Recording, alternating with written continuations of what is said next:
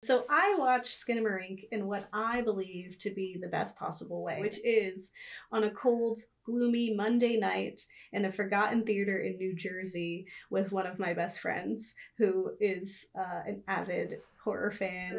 On top of it being like cold, gloomy Monday night, like it was raining, it was like a little chilly.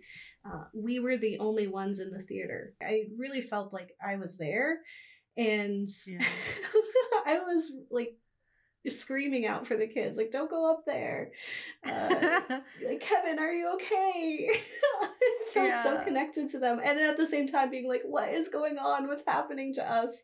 Because we were there with them, essentially abandoned in our own way. Do you know how dark theaters get, where you like you just see the one glowing exit sign, and that's what we had. So it was an experience.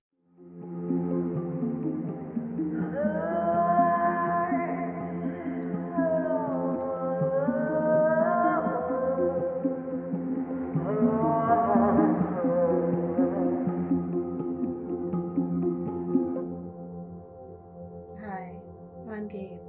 And I'm Kat. And we're the Ghouls Next Door. Next Door. Talking about spooky things. Stuff and things, yeah. Like the darkness and what could be lurking in it. Yeah, where you don't get to like see what's actually there, and you just let your brain perceive. Exactly. And you let your imagination run wild. Absolutely. Yeah. We are the Ghouls Next Door, a media literacy show from a horror lens where we explore the real life historical and psychological reasonings behind our cinematic fears. And today we're talking about a particularly spooky film. It is, I guess, found footage. It is experimental. It is childlike in wonderment. We're talking Skinamarink from 2022. Yeah, I think Skinamarink is such an interesting film. It went from no to like nothing. Like it wasn't around. And then all of a sudden it was what everyone couldn't stop talking about. And it was kind of leaked and had to go to theaters rather quickly. And I remember it had a short release. And, I ran to go see it with a friend, and I'll talk about like how awesome that experience was.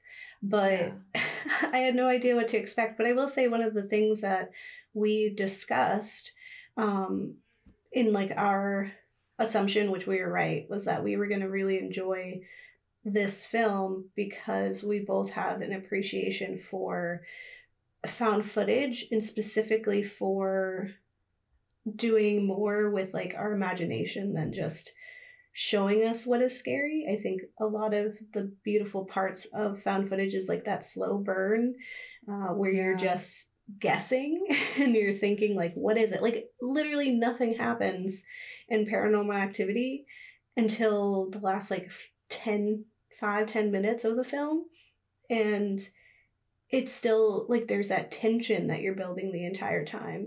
And this film 100% had that throughout the whole thing. But on top of that, it's experimental. So it had that added benefit of like not quite making sense at all and having moments that were scary. But most of the moments you're like, what is going on? I'm so uncomfortable. Something is happening and I can't see it. Yeah, it just really plays upon the like imagination and the human capacity to fill in the blanks with scary stuff, especially like because it was positioned as a horror movie. That's already your expectation, so like your brain is doing all the work for you, and the film is just kind of setting you up as with like the landscape for it.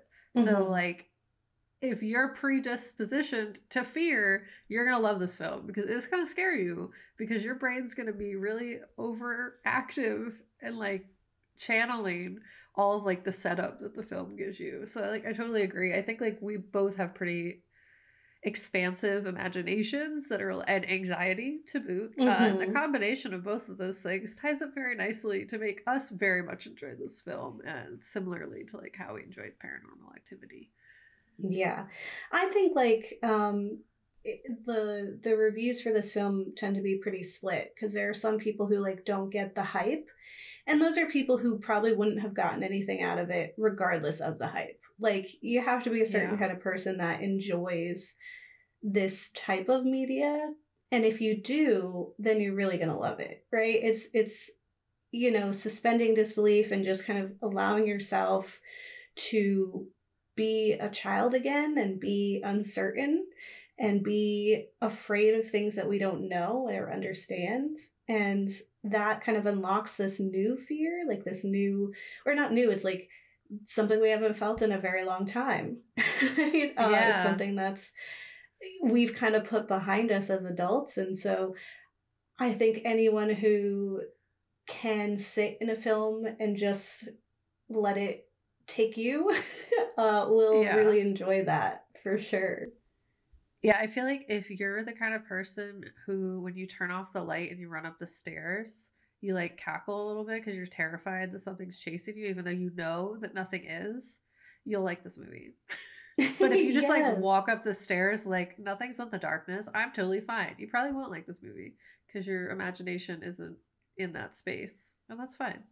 Yeah. Or if you're somebody like you know, your friends have to drag you to like a haunted house, and then while you're Yeah. there, you're like, oh, this isn't scary. This is so dumb. And you just kind of walk and like roll your eyes. You're not going to like this. This Yeah. isn't the kind of that you also probably don't really like horror. You just like gore, which is okay, but that's different. It's Yeah, a it's just a different different thing. vibe. It's a different vibe. And this vibe is for the people who like just have fun being scared. Hmm. So, Yeah. And as I dive into my section, I think something that's also really exciting is that because it's experimental, because it's so bizarre and nonsensical in a lot of ways, people have all kinds of theories. And I'm happy to say that they're all right and they're all wrong. So it's exciting. I love that yeah. Yeah, that's super interpretation. fun. Well, I'm excited to hear your section. I didn't read it ahead of time, so it's going to be like fresh. Oh, good. Cool. Well, why don't I hop in? Because You I got a got lot to it. say. I have so much to say. Beautiful. So we're talking about Skinamarink from 2022, and it is about two children wake up in the middle of the night to find their father is missing, and all the windows and doors in their home have vanished. And it's directed by Kyle Edward Ball. So I watched Skinamarink in what I believe to be the best possible way, and I'm so sorry, Kat, I did not watch it with you first. I Uh, know. but I'm also really glad I didn't pass on it. It was something that it just wasn't ever going to work for you. So Yeah. it And I kind mean, you of, watched yeah, it with an honorary ghoul, so it's exactly. fine. Exactly. So, what I believe to be the best possible way, which is on a cold, gloomy Monday night in a forgotten theater in New Jersey with one of my best friends who is an avid horror fan, as I explained, both geeking out about, you know, paranormal activity. Anyone who actually genuinely appreciates paranormal activity, the first one, for what it is, like, they get me. Yeah. So we were on top of it being like cold, gloomy Monday night, like it was raining, it was like a little chilly. We were the only ones in the theater, which Amazing. amplified the horror, but it also allowed us to fully experience the film, and we were able to talk about what we were feeling in the moment and try to make sense of the darkness around us, which if anyone has watched a movie with me, you know, I'm an avid talker in movies. I know it's a curse. I know people hate it, but it is something I do. It's how I just work through things. And so it was nice to be able to almost operate as if I was at home, but in this huge theater. And we Yeah. were, you know, curled into ourselves, hiding from the intense silence that was mixed with these jarring sounds every now and again. Our interpretation of the world became twisted as rooms turned upside down and plunged us into darkness. And we quickly became concerned for the safety of the two kids on screen, but also for our own safety in the deep dark theater. Like, I really felt like I was there, and Yeah. I was like screaming out for the kids, like, don't go up there. Like, Kevin, are you okay? I felt so Yeah. connected to them, and at the same time being like, what is going on, what's happening to us, because we were there with them essentially abandoned in our own way. You know how dark theaters get, where you like Yeah. you just see the one glowing exit sign, and that's what we had. So it was Yeah. an experience. And as the And also, camera like, I'm cuts, sure, like, I'm sorry, I'm Mhm. just like, I'm sure, like, cacophony, like, the sounds just had to hit Uh-huh. so much harder being in, like, a big space by yourself. They're so loud, and they were to the point where at the end of the film, so by the end, I was just so stressed. Like, I was so tense. For the entire film, you are tense, and there's no reprieve because Yeah. you constantly don't know what's going on because of the way that the film is shot. You are just wondering what is actually happening, what's happening outside of our vision that we're not allowed to see.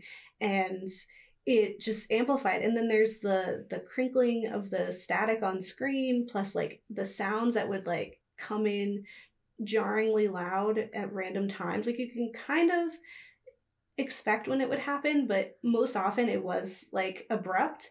And so there's just, Yeah. by the end of it, both me and Jeff were sitting like scrunched up in the chairs with our hands over our ears, and mine like occasionally over my eyes, where I'd have to watch through my fingers because I was just so like, I was just so tense. And so both of us were just like curled up. Like, oh no, what's happening? And honestly, Yeah. we left that feeling like that was probably the best way to experience such a film, because it was so absurd. And as the camera cut to other views, familiar hallways in the house, we could see them transform from the harmless dark house into a potential home of some unknown, not quite seen monster hiding safely in the dark. And there was a, running gag for me that there was a particular hallway, and every time they went to that hallway, it freaked me out because I was convinced that something was there, even though Yeah. I'm fairly certain nothing was. But every time it cut to that hallway, I was like, oh no, it's the hallway again. It's that hallway again. And Yeah. I know there's something watching me in there. And it's not. That's not how films work. And like at varying angles and zooms too, which just like added so much to that fear, because it's like you have that graininess and you're just experiencing that like scary shifting darkness. It like didn't feel still. So like I totally agree with you that it felt like something was like in that hallway even if there wasn't. Yeah, they were very clever about the static, because it does make your eyes kind of see things that weren't there. Yeah. You know, when you stare at like a bright thing and then you look away, you still see like the imprint dots from of the bright it. thing. Yeah. Yeah. It's like that. Plus, sometimes they would just be clever with the shadows so that it looked like a person there, or they would cut into, like, they just like cut in deeper into the darkness, and you're like, why are you doing that? It's just so good. It's stupid good. Yeah.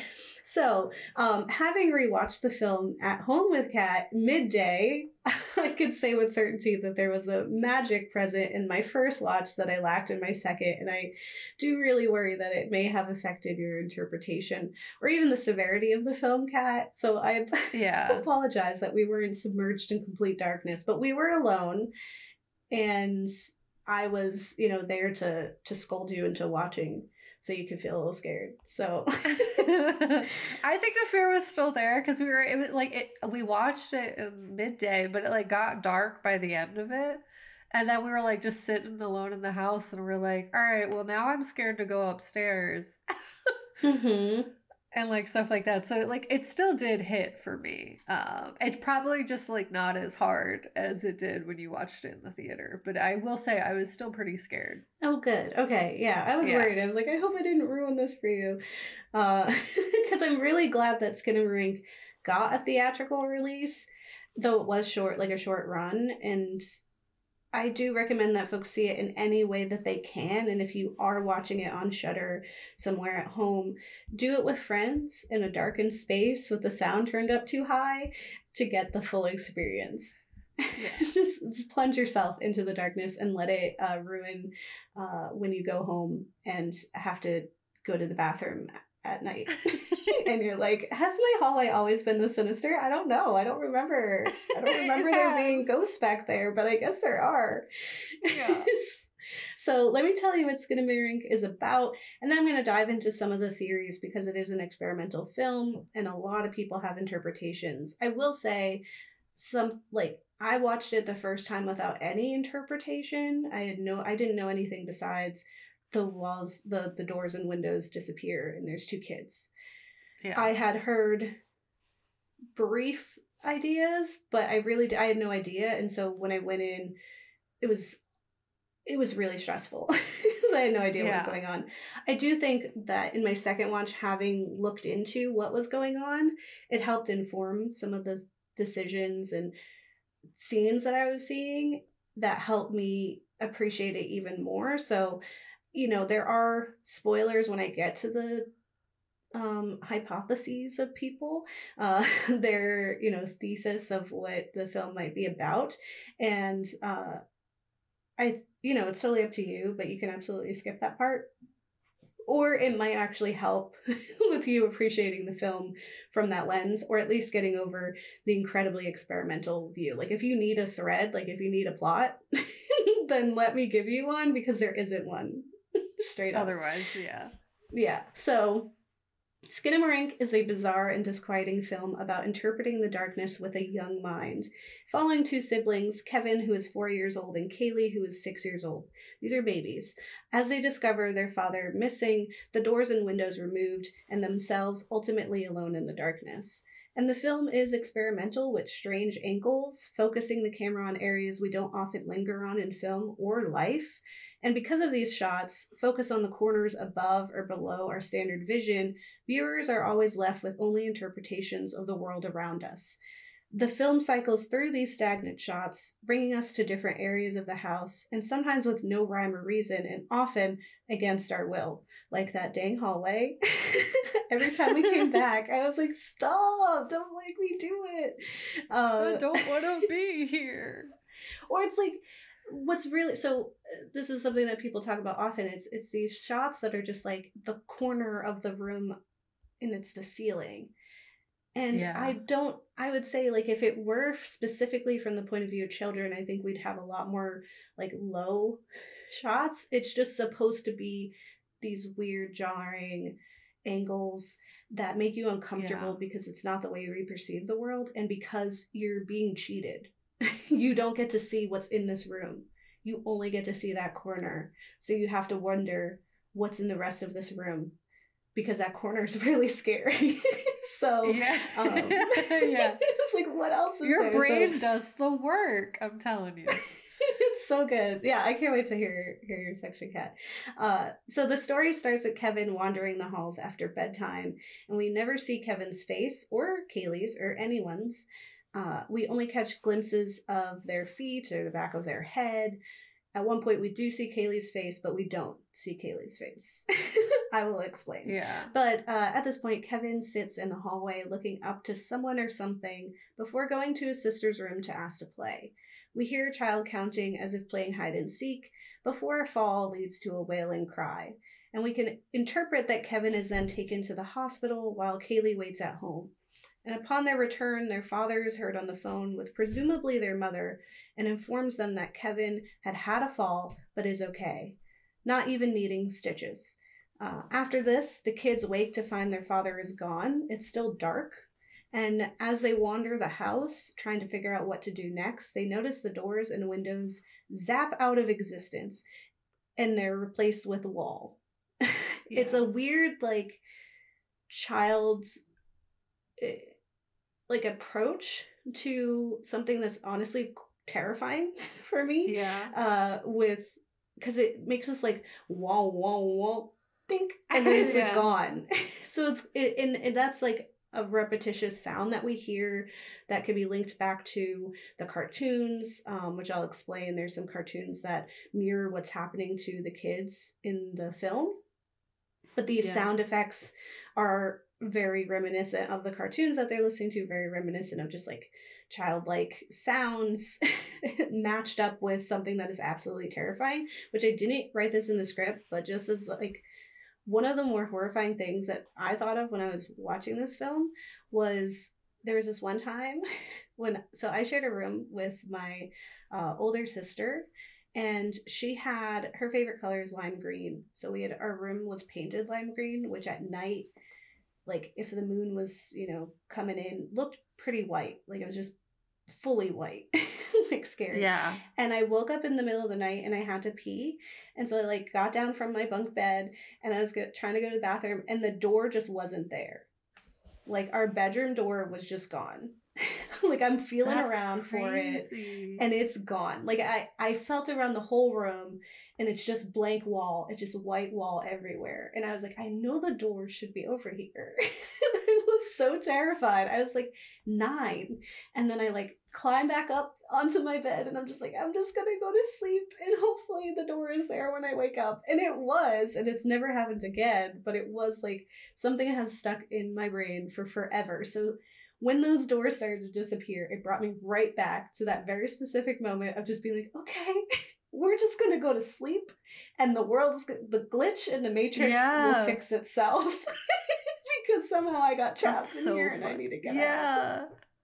Oh my gosh. Nightmares of kids. It's like so real.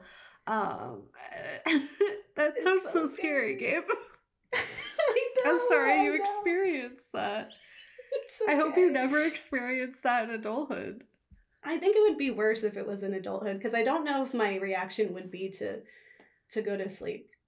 My reaction would probably be like, I'm trapped forever and I will die. So yeah, fair enough. So yeah, I hope for the sake of my house that I'm not trapped in it at any point. So at this point, the kids see the walls and they're instead of doors and instead of windows. And it's funny because you could see that there had been a window there because there's the shade, like the window shade, but then you look behind it and there's no window. So what happened? And the kids are just like, what was that? Like they're always whispering and there's only sometimes subtitles when we were in the theater, which was really aggravating.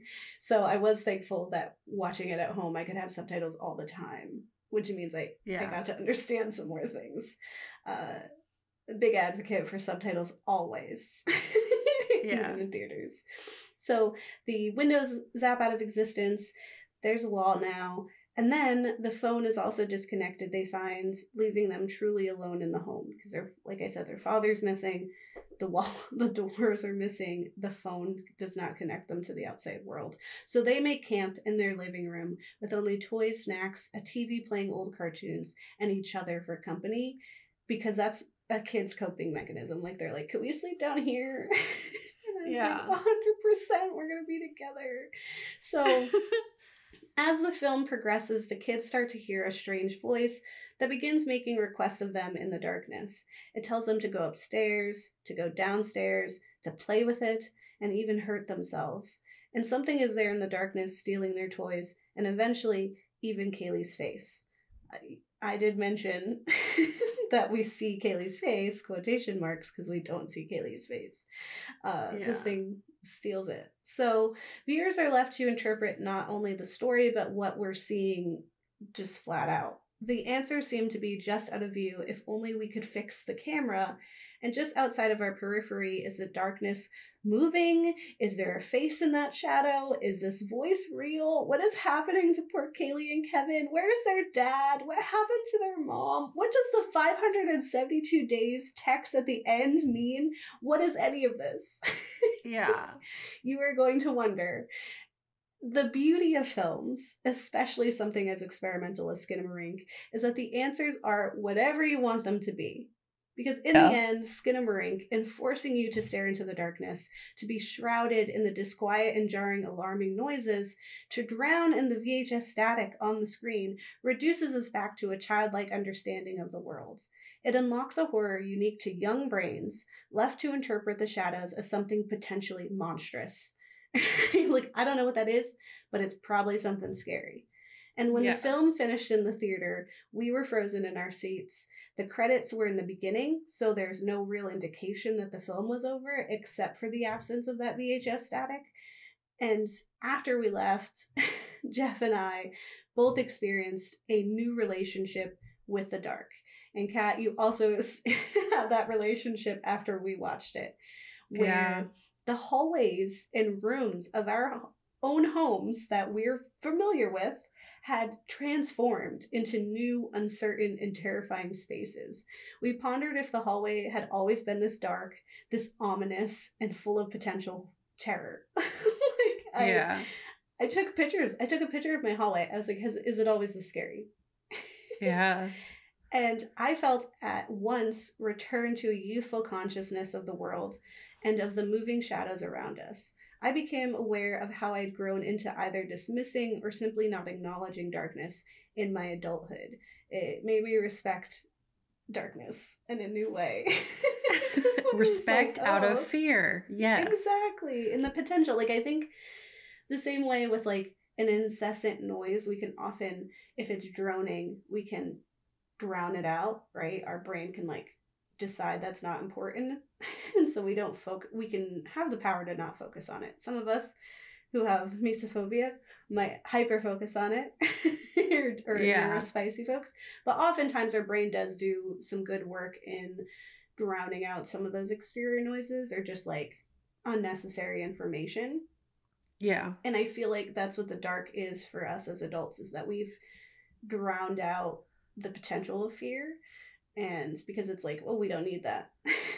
But we do need it. So, or you never did and you've always been scared of the dark. Yeah, which is totally valid. You can be afraid of the dark. There's potential in there. That's why Lights Out is my literal nightmare. Continue. Such a good short. So I'm going to get into some of the interpretations and theories that fans have of the film. I will say there are going to be spoilers in this section because to explain why people think what they think and some of the scarier things, they're going to do that. So feel free to skip ahead to Cat's section instead of getting spoiled here. Or like I said, it might help to give yourself some kind of motivation for what is happening in the story to fully immerse yourself in it and not be like, like angry that you don't know what's happening. Or you might also be someone who really, really digs that. I will say there's no real like twist or anything.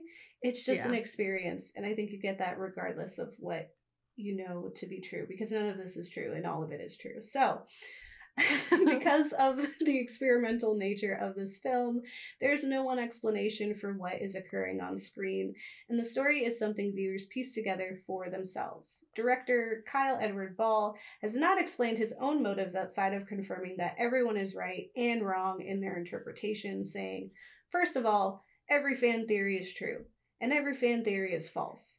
Someone had a theory that I'm the monster, and then someone had a whole theory based around the dollhouse that appears in the movie, that they're all in the dollhouse. That's so neat, right? That's fun. Like, it is neat. There's also like different names for the monster. There's like the voice in the dark, the monster, the Skinamarink, Kyle Edward Ball, whatever it is.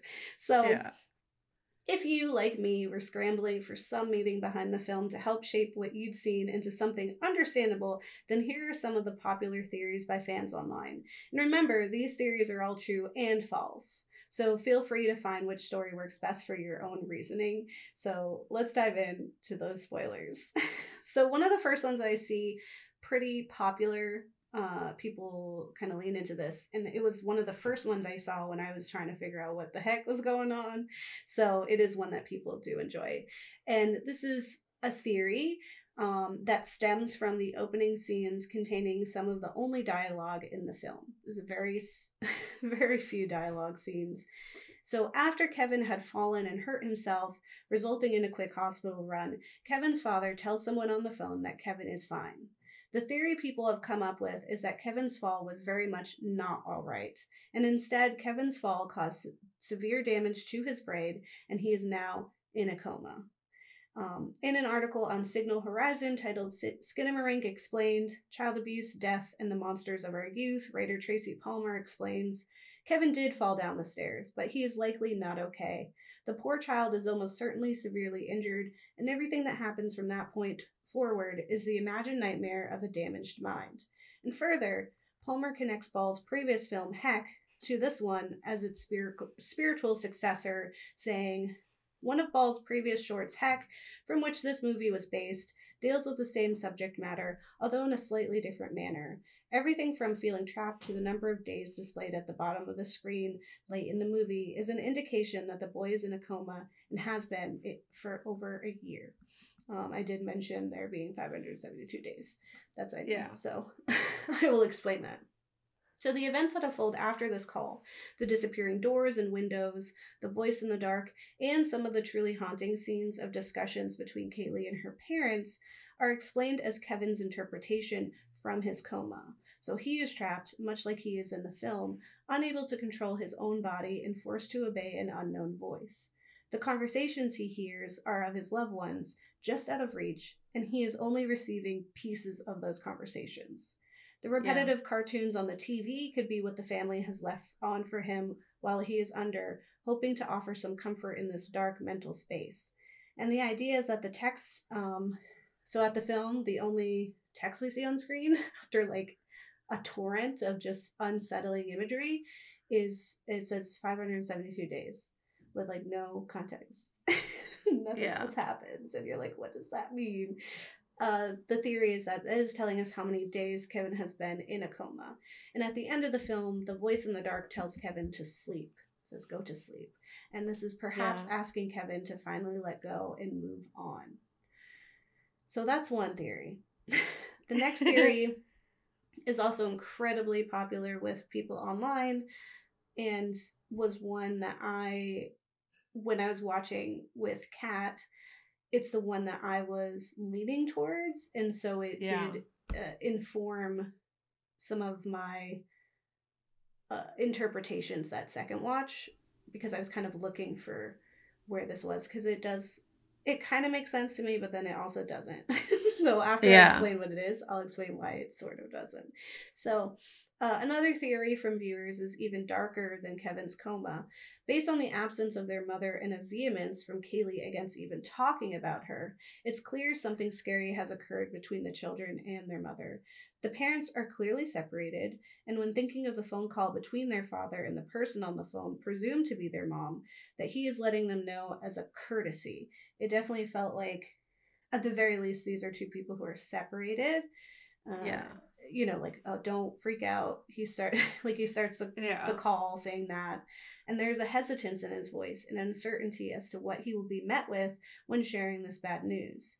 And he's working very hard to downplay what is happening. So even if he isn't actually hurt, he's working really hard to drive that home before. Like, it's all good. Everything's fine. We're okay. I'm just telling you because it's the right thing to do to tell you. When the house first begins to change and the children are alarmed, they call out for their father, not their mother, which a lot of people thought was bizarre. And I get it. I mean, it seemed like they were pretty close to their dad, but it is like an expectation that kids in horror movies would call for their mom. So it's like, that's one of the first weird things. But this also could just be because they are staying at their father's house. But there's this lack of love for mom, and it's seen again when Kevin mentions their mom, guessing that perhaps dad went where mom is. And Kaylee responds rather sharply, I don't want to talk about mom. She's very aggressive about it. And clearly it's a soft spot. And whenever we see mom or a mom-like person in the house, it's not a good time. It's not a comfort to see mom. So for a child, abuse is often seen as something inescapable and silencing, and this could be expressed through the absence of the doors and windows and later by the removal of Kaylee's mouth. The phone is disconnected because they literally cannot call for help. They're not allowed. In an article on Screen Rant titled Skinamarink's Mysterious Voice Could Be Darker Than You Realize, writer Kevin Michaels hypothesizes Skinamarink doesn't give the audience many answers, but one interpretation of the mysterious voice is that it is the representative of the missing parents. The voice acts in a way that emulates abusive parents and may well serve as a stand-in for the missing parents. The kids are told what to do, and if they don't do it, they are harmed. The most horrific example of the abuse is when the voice tells Kevin to stab himself in the eye, followed by a shot of blood appearing on a wall. The voice ensures the children that if they disobey, harm will be done to them anyway, such as an abusive parent might. So there's definitely like a control from this voice. Later, in one of the more unsettling scenes, Kaylee finds herself upstairs at the request of the voice in the dark. She enters her parents' room and sees what appears to be her father sitting on the bed. He asks her to look under the bed, and she does. It's a tense scene of uncertainty where you're screaming at the screen for her not to look under the bed because you're like, what is under the bed? Don't look under the bed. Don't listen to them. Because you're not knowing what we're going to see under there or on the bed when she comes back up. And after she looks, nothing is there, and then she's told to look again, and still she sees nothing. When she sits back up, her father is gone, but now her mother is sitting on the other side of the bed, and her mother has a disorienting and stuttering conversation with her that sounds reminiscent of a talk you'd have with your kids if you and your partner were separating, which is the start of the discomfort. It's certainly not the end of the scene, but it's very much like, your dad and I love you very much. Like, this so is it's kind of fault. So it's like, this could be a part of the coma conversation. Like, perhaps Kaylee and the mom are having this conversation in the room to explain, like, maybe Kaylee feels guilty for having played with Kevin, right? Although she does say Kevin was playing by himself. He was sleepwalking, she says. There's also just a lot of discomfort around the mom and her presence in the film. And so YouTuber Wendigoon has a great analysis video about it titled Skinamarink, A Forgotten Nightmare, that Kat and I had watched, about the relationship between the mother and the kids, as well as how she remains a haunting villainous form in the film, luring the children to harm. And Wendigoon explains that the mother may have been sick and died. And that same scene of the mother in the bedroom, the mom tells Kaylee not to look. Like, she disappears and she's in the closet. And she tells her not to look, and you're like, don't look, Kaylee. And of course she does. Looking. Yeah. And we hear this awful sound of bones crunching and groans from the mother in the closet being clearly in pain. And as we linger on the darkened doorway, a hand grasps out of the darkness. It is gnarled and unwell. Later, we see a figure much like the mother in areas of the house, only seeing the back of her head, and at some point she slowly fades into the background before things truly begin to spiral. It also could be argued that it's her voice that's beckoning them to do things, because you'd be more inclined to do it if your mother told you than if a scary voice in the dark did. Yeah. There's also the idea that she wasn't sick, but that she actually unalived herself. And evidence of this has been mentioned online on Reddit. A user pointed out a shot of a doll hanging from the ceiling, and later that the unsettling crunching noises they described are similar to the sound of a neck snapping, and this would insinuate that the mom had hung herself. She's most definitely gone, I think, given Kevin's comments about how dad went with mom. It's clearly she's not here. But perhaps she took her own life and their father is dealing with that grief. This could mean the father isn't gone at all, but instead is the very monster tormenting the children and his own inability to cope with the loss of her.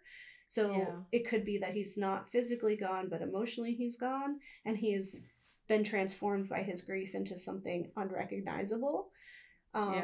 It's also possible that it's the father who is the abuser after all. The mom is gone and could possibly have been gone at the hands of their father, whether by murder or divorce. So mom is gone and it's dad's fault.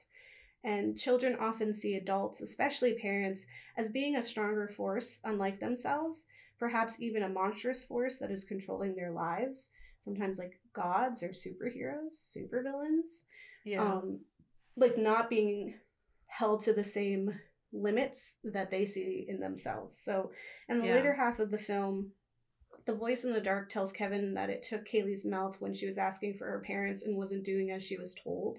And the taking of her mouth could quite literally be silencing her through action so that she can't speak up about the abuse. And it's also telling them what to do the entire time. That's a big part of it too. There's also these are two last theories that people have. I am not fans of them. I don't think they hit as hard as the other ones. They're kind of lazy. And if they are the answer, it's like lazy writing.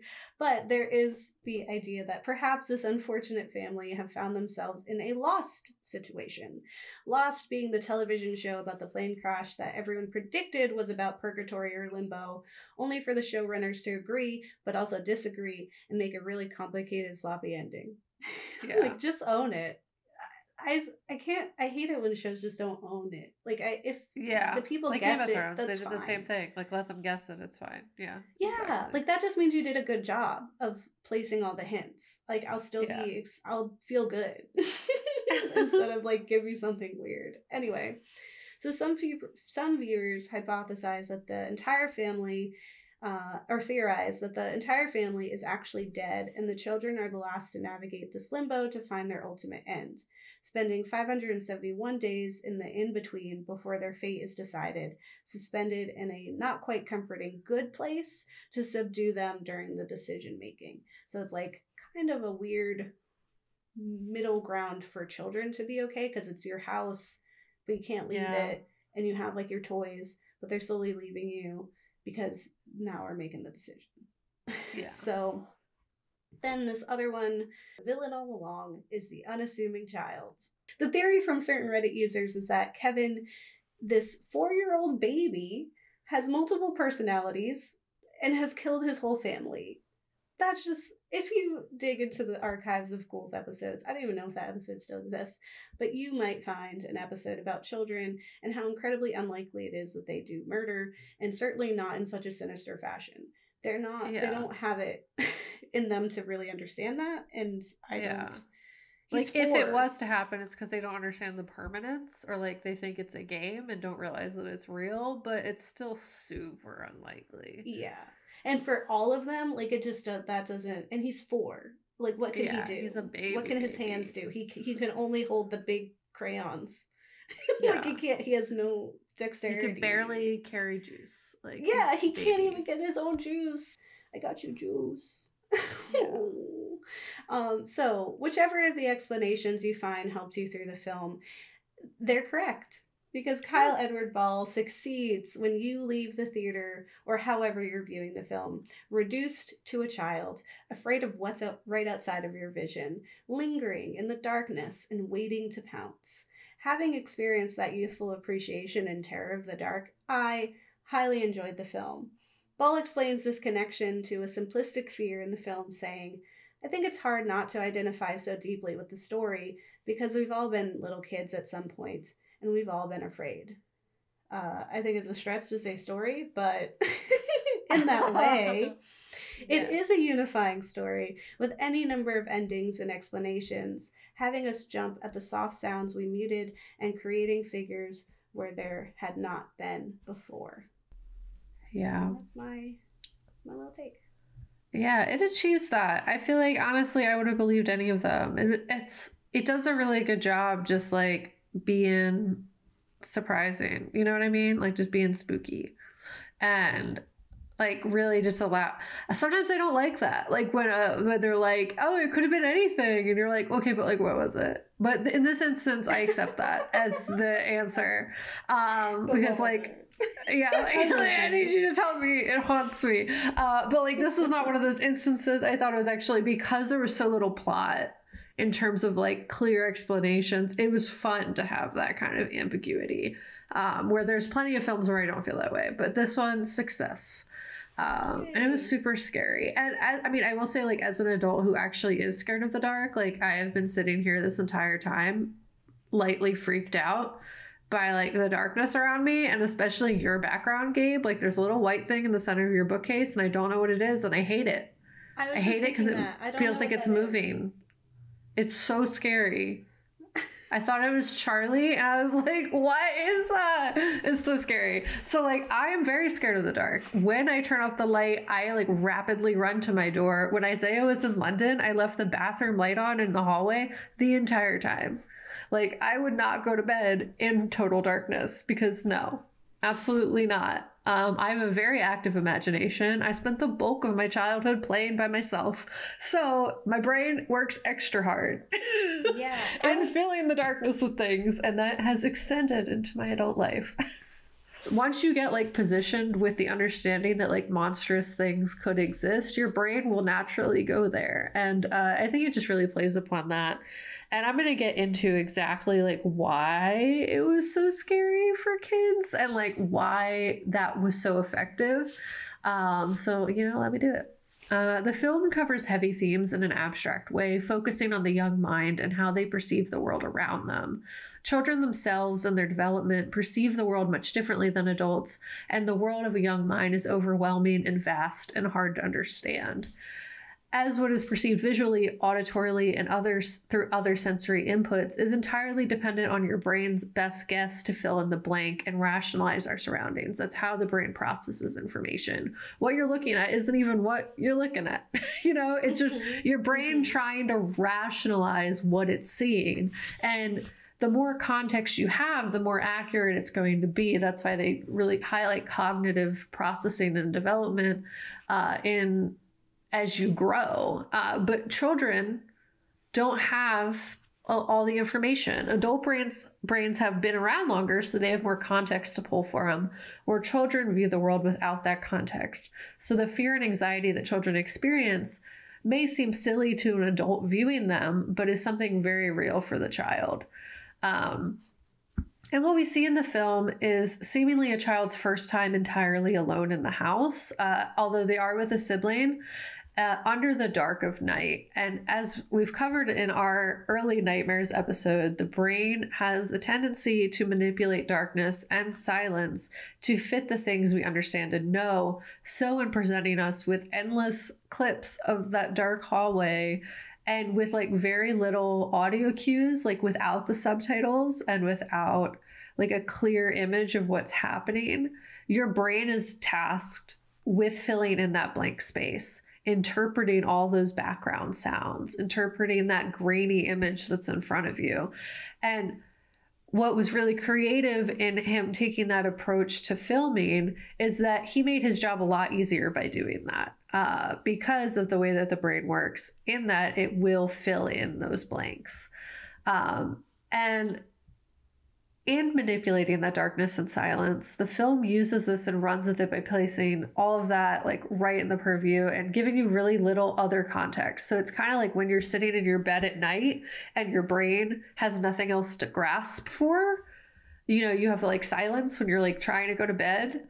And all the rest of the world is slowed down, and then your brain creates space within that. So like that's when your anxiety kicks in. That's when you're like, oh, let me remember every horrible thing that's ever happened to me as I lay here in bed, or other things. The guy in the hat who torments me in my sleep paralysis. Yeah, exactly. Like your brain will fill in that space because of the lack of outside input that's taking place. So this film, just in knowing we're watching a horror movie, sets itself up to be scary the entire time, to make you tense the entire time. So similarly, children's minds, absent of the context of lived experience, apply this method of perception to basically everything and base it mostly on emotional cues as well as the cues of the parental figures in their lives. The greater gap in understanding and contextual data, the scarier an experience can become for a child. When taking situations that are overwhelming sensory-wise, children will fill these spaces with things they do not have the understanding for yet or around, and therefore will start to see things that would otherwise feel mundane to adults, but will perceive it as horrifying.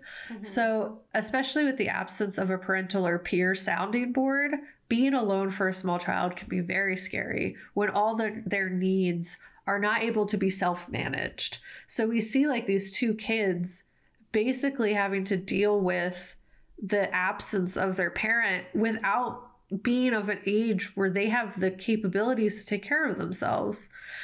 Like they don't have methods to feed themselves. They don't cook, they're like little kids.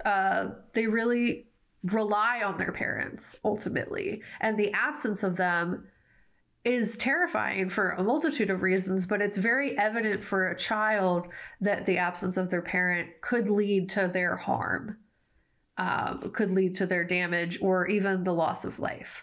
So this is why neglect is so mentally and physically damaging for small children, as the absence of a protective figure always has that possibility of resulting in loss of life. And the film itself plays upon this further by taking a house and morphing it into a horrific and endlessly expanding maze mostly absent of this parent figure. The voice of a stranger, although positioned as an adult authority figure, is terrifying and threatening to the children of the film. And what's interesting about this is that actually, like in terms of brain development, children do perceive, if they've spent the majority of their life like around their parents and are not used to strangers can seem very scary. Or even thinking of the abuse angle with like an adult, like kids are told you have to listen to adults, even if that adult could be telling you to do something harmful. It is a child's natural inclination to listen to an adult authority figure if that has been instilled in them as something that they should do. So yeah, this authority figure is very terrifying and threatening to the children in the film, and the fears surrounding this darkness and things that are outside of the standard perception are common with both children and adults, but the differences around the understanding of the perceived versus real threats is what really makes it more scary for kids. An adult may fear the dark, but rationalize that fear is only like a perceived threat. It's not real. Nothing's going to actually hurt me in this darkness. But a child is not going to be able to talk themselves out of that. They won't be able to tell the difference between a perceived threat and a very real and visceral one. So understanding, like an adult is like, all right, if I turn the hall light off and walk to my room, nothing bad's going to happen to me in the middle unless like I trip, you know? But a kid might feel very viscerally that something is chasing them, even if that's not happening. Any kind of sound can really activate that terror that they feel. And essentially a child just has a harder time telling the difference between the two as their minds have less time to cognitively develop. So Crystal Lewis, a clinical psychologist and researcher at the National Institute of Mental Health, noted that people may experience fears of the dark very commonly, but this is due to things that they see or hear about, thoughts in their head, or bad things they may have experienced. So the darkness can also manifest their trauma as well. So if this was a movie about abuse, the fact that the abuse like scenarios would perpetuate in this dark house makes sense. She also said some people have a biological predisposition to the fear and anxiety, which can manifest at night due to generational trauma, which I just found objectively interesting. That like your generational existence could influence your specific fears around like just existing at night. Well, I mean, if you think about just like evolution, yeah, right? Like where we develop to fear things for our safety, and if like historically in like your ancestor history that thing has been scary, I can see that holding on through the genes to help you feel safe. So exactly. And like, so in many ways, these fears don't have to be something that is externally motivated, ultimately. Children basically can have just like a natural inclination towards this fear because of generational trauma as the cause. So you could have a child who's having night terrors, not because they're traumatized, but like in that stage of existence, but literally just because there's generational trauma that's influencing those fears. And kind of like influencing their imaginations because of it being genetic. It's a biological predisposition. So super interesting. And as children are inclined to fill that empty space with their imaginations, this capacity for the fear, if it is instinctual, can be even more stressful. And what occupies their imagination are filled with the context given, as I said, by their parents, things they see, but as well as instinct. So what they fear, additionally, is usually but not exclusively influenced by what they witness and see. And that's evidenced in this article that I read on Better Health Channel titled Anxiety and Fear in Children. And they unpack the way fear impacts children at different developmental stages. So yeah, I'm going to go through this as kind of like year by year. So it kind of goes through, this article goes through like one, the things that influence fear and anxiety within children. So it can be that you have genetic susceptibility, which I mentioned before, or the representation of like mental health issues in the parent that they're interacting with. So if they have an anxious parent, children learn how to behave by watching their parents. So if they have a parent that's very stressed out all the time or very anxious about what's around them, those fears will transfer to the child.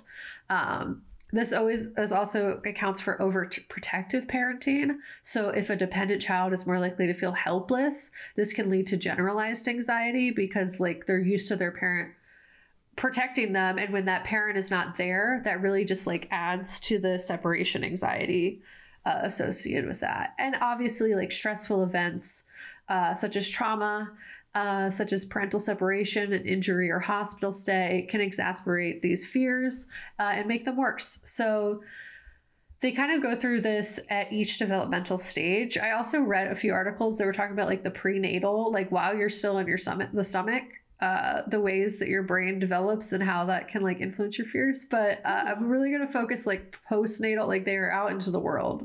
Yeah. Just because like that seems like it relates more to the film itself and that we're just not getting into like fun science theories. So once a baby has reached 6 to 7 months of age, they have formed strong attachments to their parents or caregivers. Separation from their special people, even for short periods of time, can cause considerable anxiety, plenty of crying, and just like a general feeling of like unsafeness. Similarly, many babies prefer the exclusive company of their special people so much that they develop fear of strangers for a period of time. It is said that babies will grow out of this, but it is something that takes place where the face of another person could be genuinely scary for a baby. And they give some suggestions on ways to help the child cope with this. So if you are a new parent and you're dealing with a 6 to 7 month old child who's experiencing a lot of fear or anxiety, they do list some steps and things that you can do to kind of help babies cope with that separation anxiety as well as this fear of strangers. So it basically just says like communicate with your baby. Like if you're in the room, announce you're there, announce when you're leaving, communicate like when you're going away so that they can develop trust for you. And basically like let your baby get to know other people. And that's hard, especially in a pandemic society, because now we've been retrained to not let people know because babies are immunocompromised. So I feel like we're actually going to probably have a decent amount of babies who are very strong with the stranger danger fear. Because there hasn't been a lot of socialization outside of like the family group. And they say if your baby is anxious, a good thing to do is to reassure them with like a calm and confident expression, especially in that 6 to 7 month stage. They're looking at your face primarily. I read like a very long article about this where like how babies' eyes develop in terms of like what they are seeing most is that in their very early stages, they're mostly used to seeing faces very close up to them. So like their perception is mostly facial driven. So like you making a confident expression while it reassuring them is actually the best way to calm them down instead of like, say you're standing far away and doing the exact same thing, because them being able to see a clear image of your face, seeing that you feel calm and confident will reassure them into believing the same thing. And they actually say, this is something we talked about in previous episodes, but that leaving your baby to cry it out is actually the worst thing you can do. Self-soothing does not exist. Your baby is literally able to die at any moment when they're like, that's their perception of life when they're little. So do not leave them to cry it out because that'll just make their anxiety worse. It's also like people who are like, oh, just let them cry it out or whatever. It's like, are you calling my baby a liar? Yeah, like you're saying they don't actually mean something because they absolutely do. Yeah, because like they are babies. They do not have the ability to survive on their own, so they do need you. If they're crying, it is for a reason. If they feel like they need to see you, that's a valid reason. You know, they might miss you. It's okay to go help your baby when they cry. Because honestly, if you don't, their anxiety will get worse. Their fears will get worse because they'll become aware at a very early age that they don't have backup. They don't have that support that they need. And it'll just exacerbate those symptoms, essentially. It goes on to discuss like the common fears for toddlers, specifically children aged around 2 to 3 years old. So now we're getting closer to like Kevin's age range. So they're just learning how to like cope with strong feelings such as anger. And a common fear for a toddler is that they will be overwhelmed by powerful emotions. So like they're just experiencing like what it is to like feel things and not understand why. So this is like the most important time to give them the context that they lack. Specifically, when I was talking about like their cognitive development, half of their anxiety and fear is that there's just so much of the world that they have to take in that like they don't have any context for rationalizing their reality. So their imagination is going to fill it with like kind of nonsensical and scary things. This is why like there's that like come into your body moment when your memory starts to solidify, because before then it's just chaos. All you're seeing is like detached and like kind of scary images of like items and hands that don't really have context. Sounds sound way scarier. Your just cognitive processing is super different because it has so little context to work with. So as I said, toddlers have a limited understanding of size and very likely will develop seemingly irrational fears because they don't really have a perception of space or like what is possible versus not possible. So like a big thing that they say is like, don't dismiss your child's fears because to them it is real. So like, even though it seems like silly or irrational to you that they think they might fall down the hole in the toilet, to them that's like visceral and like terrifying because they don't know that that like can't happen, you know? So they say suggestions to help your toddler are basically like talking to them about their fears and anxieties. Like communication is a big piece of it, like being open and communicative with your baby, to let them know everything is okay and like appreciate that it's genuine for them. So like don't belittle them or tell them to like face their fears because it actually doesn't help. It actually like furthers the anxiety unless you're like really talking them through it. It's essentially just going to like further validate the fear, or even just like it will become a phobia where it's not even based on anything rational, just is like an inherent and overwhelming emotion because the toddler at that age is just so susceptible to their emotions. And then essentially like understanding that this can be so visceral. Like I know like when I was little, I had so many fears and they would feel like life and death. Like I would be very convinced that like, I remember one time my mom jokingly said that like she was going to like leave me somewhere. And I thought she was so serious that I started hysterically crying and she had to like talk me down.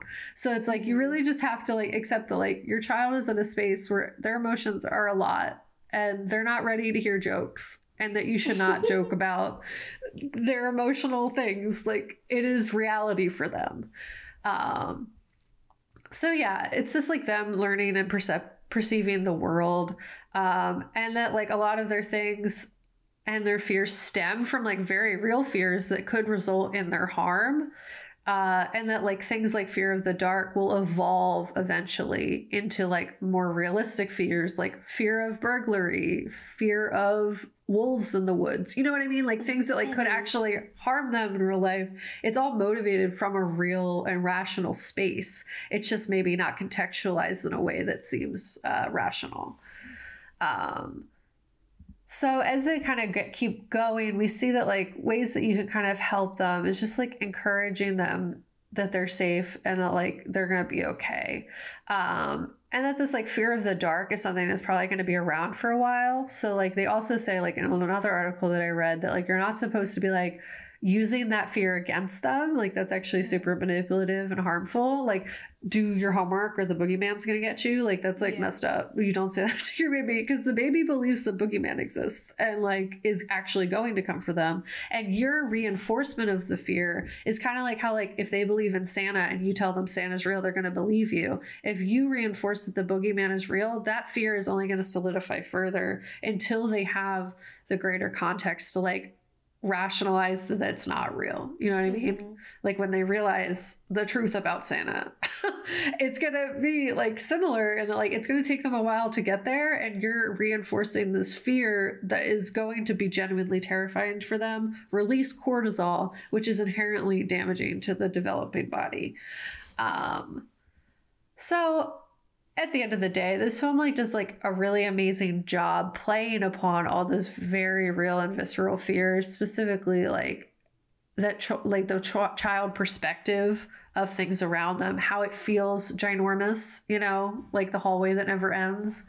If you feel like your perception of what is around you is that vast as it really does to a baby, it's going to be really hard to navigate that. And I think what we see with Kaylee is like the parentification of a really young child and her having to like care for her brother in a situation where she is still very much way too young to be taking care of even herself. You kind of see like the loss of self too. So like in the absence of her face is that she is no longer gets to be a kid. She no longer gets to be herself. She has to be this figure for Kevin to protect him. And in doing so is neglecting herself and her own safety, is my interpretation. But yeah, so it's just basically, if you are interested in learning about like the fear of the dark and the way that that is gonna, if you're gonna have kids or if you have kids, impact your babies, the article does go on to like really get into specifically the fear of darkness, and how that develops as the child gets older. But like the biggest thing that they say is like, don't tell them they're wrong. Ask them to explain what they're feeling and like really communicate with them so that like that fear feels less overwhelming. And like in doing that, in brain development in general, you're really going to give your child the ability to like communicate their needs as they get older, and it'll just make them better communicators in life. It'll help them stay out of situations that would be otherwise abusive because they advocate for themselves and have the ability to like communicate their needs. So ultimately it is a good thing. Yeah. Thank you, Kat, for the little note about Kaylee having to grow too fast, because that's super true. Like she's the one who has that conversation with the parent figure. And like that's her having to like protect him, you know, from the reality of all the stress that they're going through. Yeah. And so that's super valid, and I'm glad you brought that up because it wasn't in my section. I agree that we should believe babies when they're scared, and protect them. Like, you know, we're advocates for, you know, scaring your kids, but it's with that idea of like consent, right? They're watching something that's like excessively scary, like for kids, with that in mind. Like, you're not subjecting your kids to some form of torture to toughen them up. It's more just like to kind of give them that thrill and an understanding of the world, but always from a safe space, so that they like the ultimate part of scaring your kids and our theories for that is that they learn that you're safe and that they're safe, and that no matter what is happening on the screen, like they can have that within them. They can find a safety, they can find a strength in that. And that's not the case if you're just like outright just trying to spook them so you can get a laugh out of it. Like that's not how it works. No, 100%. And it's like the motivation for watching horror with your kids is that you're there to like help them rationalize it and understand that it's not real, you know? Like you're the sounding board. And if they don't have that sounding board, it's just actually horrifying. Like it's context that like is not okay for them. So 100%. Well, I think, you know, this was such a great way to end our The Kids Are Alright series, since it is explicitly a horror film that not only, you know, follows children, but reduces us back to a childlike understanding of the darkness, or, you know, natural fear of the darkness, which I was really thankful for. And like even now I'm like in my office I have a lot of my wigs on the walls because of my cosplay, and like I could see them in the mirror, and one of them very much just looks like a very tall man, and it's freaking me out like so bad. So I can't wait for this episode to be over so that I can turn the light on. Me can turn every light on in my house. And I hope that you do watch Skinamarink, and if you did, I hope it activated that thrill of fear that comes with the unknown, and it made you do that run to the bathroom where you turn on the light and you close the door, and how you don't want your foot to come out of the covers and hang off the bed just in case. Yeah, no, I'm like freaking myself out now watching the background of my own video, feeling like there's stuff there and it's freaking me out. So I can't wait to turn the lights back on.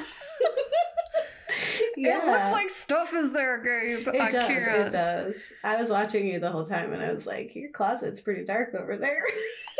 Stop. I'm sorry. Stop. So, the dancing darkness hallway is here. Oh, I can't. I'm afraid of my own damn hallway. I'm 31 years old. Got me afraid of the dark. I'm just very thankful to Kyle Edward Ball for creating something so peculiar. And there has been like this resurgence of kind of experimental horror, just unsettling horror. Like I think of We're All Going to the World's Fair and some of those films like that. And so if you have recommendations for films similar to this, if you know that I'm a big horror of found footage or just weird footage films, definitely let me know. Would love to hear about them. It triggers all the good parts of my horror senses for sure. And definitely check it out.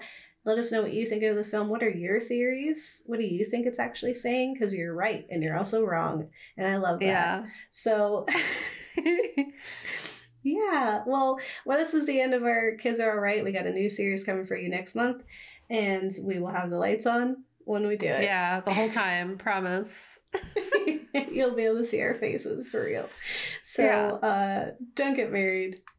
Delete your kids. The darkness will come for your children. What a nightmare. Terrifying.